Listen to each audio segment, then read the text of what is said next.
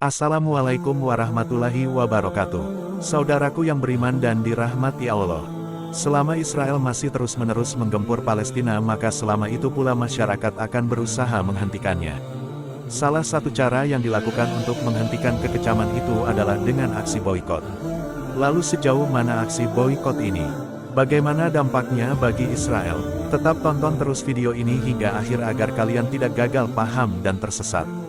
Walau baru ramai sekarang, sebenarnya seruan boikot Israel ini sudah ada sejak Juli tahun 2005 yang diprakarsai oleh 170 organisasi akar rumput yang mendukung kemerdekaan Palestina.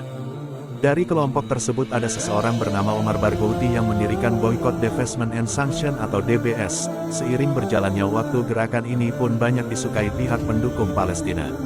Kini gerakan DBS ada di beberapa negara termasuk di Indonesia.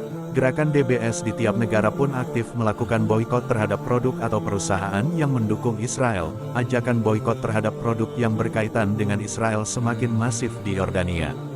Banyak yang berhenti membeli produk dari Amerika Serikat dan Eropa yang terafiliasi dengan Israel, bahkan di Starbucks dan McDonald's di Yaman yang merupakan ibu kota Yordania. Sebagian besar tak ada pelanggan. Tak hanya itu, di supermarket Sones yang ada di Yaman setiap produk diberikan dua jenis label, yang satu label untuk harga dan label satunya lagi berupa label merah yang berfungsi untuk meningkatkan pelanggan. Bahwa produk tersebut termasuk dalam daftar produk yang boikot, bahkan orang-orang Yordania salah satunya bernama Hassan Abu Qaud tak segan-segan meninggalkan pekerjaannya di Starbucks yang dia anggap memiliki sikap pro-Israel. Yang mengaku ingin berkontribusi dalam aksi boikot ini sebagai bentuk dukungannya kepada Palestina. Dari Timur Tengah kita ke Asia Tenggara, salah satu negara yang juga ikut melakukan gerakan boikot adalah Malaysia. Beberapa gerai McDonald's di negeri jiran, terutama gerai yang berada di Shah Alam, yang biasanya ramai pengunjung, kini sudah tampak sepi. Di Malaysia juga layanan transportasi Grab juga menjadi sasaran boikot.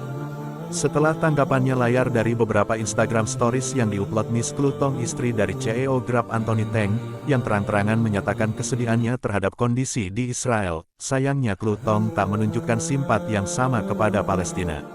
Padahal kondisinya jauh lebih menyedihkan. Klu Tong pun langsung melakukan klarifikasi bahwa Instagram Stories itu dia unggah sebelum mengetahui keadaan yang sesungguhnya. Ia berharap gencatan senjata dan perdamaian segera terwujud, agar tak ada lagi korban. Gerakan boikot di Malaysia ini pun dinilai berhasil, dan sesuai tujuan Ketua DBS Malaysia Dr. Nazari Ismail menyampaikan bahwa tujuan gerakan boikot ini adalah menghentikan dukungan internasional kepada Israel. Selain itu, gerakan ini juga bertujuan untuk meningkatkan kesadaran betapa kejamnya perilaku Israel kepada Palestina. Masyarakat Indonesia pun tak ketinggalan. Beberapa produk yang masuk dalam daftar boikot di seluruh dunia adalah McDonald's, Starbucks, Burger King, dan Pizza Hut. Mereka mendukung dan memberikan bantuan kepada Israel, terutama McDonald's yang secara terang-terangan membagikan makanan kepada para tentara Israel selama penyerangan ke Gaza berlangsung. Walaupun aksi ini sempat diremehkan oleh sebagian warga Indonesia, nyatanya gerakan ini memberikan dampak yang signifikan. Salah satu contoh konkretnya adalah Puma, yang tak lagi memberikan dukungan kepada Israel. Hal ini dijelaskan langsung oleh co-founder Boycott, Divestasi dan Sanksi atau DBS Indonesia, Gary Ahmad Taufik. Menurutnya, aksi boikot terhadap perusahaan tertentu akan berakhir jika perusahaan tersebut sudah tak lagi mendukung Israel, dan itu yang dilakukan oleh Puma saat ini. Masih ada beberapa perusahaan yang ada dalam daftar boikot, salah satunya adalah Unilever. Terbukti saham PT Unilever Indonesia terbuka semakin tertekan. Hal ini dibenarkan oleh Octavianus Audi, Supervisor Customer Literation and Education PT Koong Sekuritas Indonesia, bahwa investor langsung bereaksi atas respon boikot tersebut. Audi juga meramalkan bahwa aksi boikot berdampak negatif terhadap penjualan produk-produk Unilever. Investor pun bukan tak mungkin akan berbondong-bondong meninggalkan Unilever, apalagi laba yang dihasilkan Unilever selalu negatif hingga bulan ke-9 tahun ini. Gerakan boikot ini semakin menguat setelah Majelis Ulama Indonesia atau MUI mengeluarkan Fatwa Nomor 83 Tahun 2023 tentang hukum dukungan kepada Palestina. Dalam fatwa tersebut jelas tertulis bahwa mendukung perjuangan kemerdekaan Palestina atas penjajahan Israel hukumnya wajib. Sebaliknya, mendukung Israel ataupun produk yang mendukung Israel dihukumi haram. Foto ini juga sekaligus merekomendasikan kepada pemerintah untuk mengambil langkah-langkah konkret dalam mendukung kemerdekaan Palestina. Usai fatwa ini keluar, Ketua MUI Bidang Fatwa Asrorun Niam Soleh secara konkret memberikan contoh penerapan fatwa ini. Mendukung pihak yang diketahui mendukung agresi Israel, baik langsung maupun tidak langsung, seperti dengan membeli produk dari produsen yang secara nyata mendukung agresi Israel, hukumnya haram. Aksi boikot ini tak hanya terjadi pada produk-produk yang mendukung Israel, tapi juga produk Israel itu sendiri. Indonesia adalah salah satu negara pengimpor sejumlah barang yang dihasilkan oleh Israel.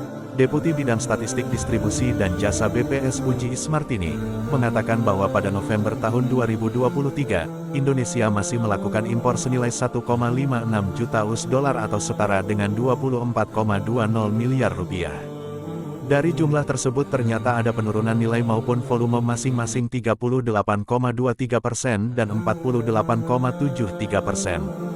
Barang-barang yang diimpor Indonesia dari Israel berupa perkakas dan perangkat potong seharga 463.568 US dollar atau sekitar 7,1 miliar rupiah.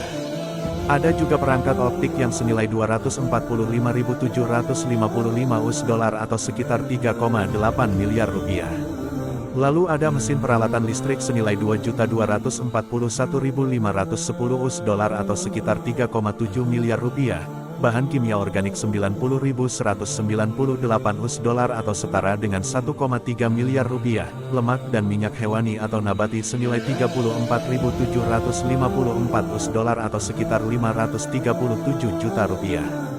Bahan kimia organik, plastik, sabun, atau pembersih, dan masih banyak lagi barang-barang lainnya. Terkait produk-produk tersebut, jika sudah terlanjur dibeli sepanjang barangnya halal tetap boleh digunakan. MUI juga kembali menegaskan bahwa fatwa yang dikeluarkan hukum terkait dukungan Israel merujuk kepada keharaman mendukung agresi militernya, bukan kepada zat yang terkandung dalam produk tertentu. Makanya barang yang sudah dibeli halal akan tetap halal, karena yang haram adalah kerja sama dan dukungan kepada Israel. Gerakan boikot ini ternyata cukup memberikan dampak bagi Israel, walaupun belum ada laporan nilai kerugian yang diterbitkan. Al Jazeera pernah melaporkan tahun 2018 lalu bahwa gerakan boikot memiliki potensi menimbulkan kerugian 11,5 miliar US dollar. Atau setara dengan 18,48 triliun per tahunnya. Menghadapi boikot ini Israel tentu patut merasa khawatir, mereka sebenarnya telah mencoba untuk mencari cara menghadapinya. Salah satunya dengan menjadikan penanggulangan gerakan DBS sebagai misi prioritas diplomatik Israel belakangan ini. Perlu diketahui bahwa aksi boikot ini tak hanya berdampak kepada Israel saja, tapi juga bagi perekonomian dalam negeri. Apalagi jika perusahaan-perusahaan tersebut menggunakan tenaga kerja Indonesia, makanya butuh peran pemerintah mengerahkan aksi boikot ini. Direktur Segara Research Institute atau platform yang dibangun oleh Kementerian Pendidikan Kebudayaan dan Riset Teknologi atau Kemendikbudristek Fiter Abdullah Rejalam, memberikan saran kepada pemerintah terkait hal ini. Pemerintah harus mengeluarkan arahan yang jelas. Atau daftar produk yang diboikot itu apa saja, kalau tak begitu akan keluar daftar gelap yang berujung pada persaingan usaha yang tak sehat. Saudaraku yang beriman, melihat keberhasilan aksi boikot ini, di berbagai negara termasuk di Indonesia, membuat kita menyadari bahwa aksi ini tak bisa dianggap remeh. Karena terbukti memberikan dampak yang signifikan, buktinya Puma berhenti mendukung Israel. Semoga aksi boikot ini tetap bertahan sehingga Israel menghentikan serangannya ke Palestina. Wallahu alam bisawab. Terima kasih saudaraku yang menonton video ini hingga akhir. Dan sampai jumpa di video selanjutnya. Hamba Allah undur diri. Wassalamualaikum warahmatullahi wabarakatuh.